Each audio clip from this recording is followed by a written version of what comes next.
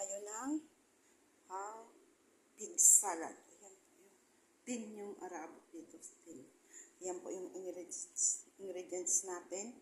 Roka, white cheese, tin. At saka po nagawa ako ng sauce. Honey, olive oil, balsamic, salt po konti.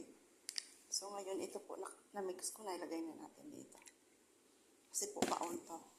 At ito yung tin ay roka. Malinis naman po ang kamay ko. Tapos ilagay na natin to dito.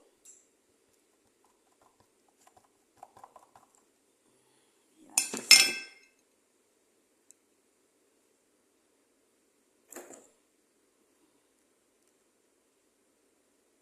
Lagyan na po natin tong cheese.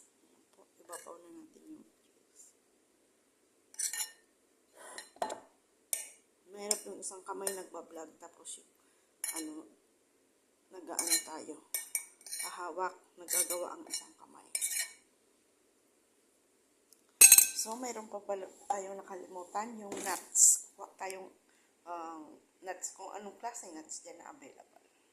Yung po, ito po yung nakuha ko. Lagyan natin.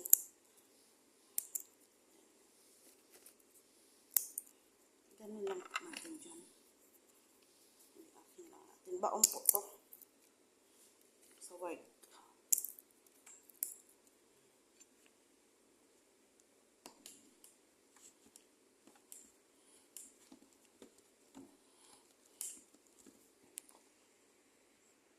Ayan na ang ating finished product. Ayan yung sauce at saka bell pepper, fruits. Ayan. Baon po yan bukas. Yung tin, ang natin, yung sauce natin. Balsamic, olive oil, honey, salt, black pepper. Konti lang pong salt kasi yung honey na, yung salad natin, mayroon siyang white cheese.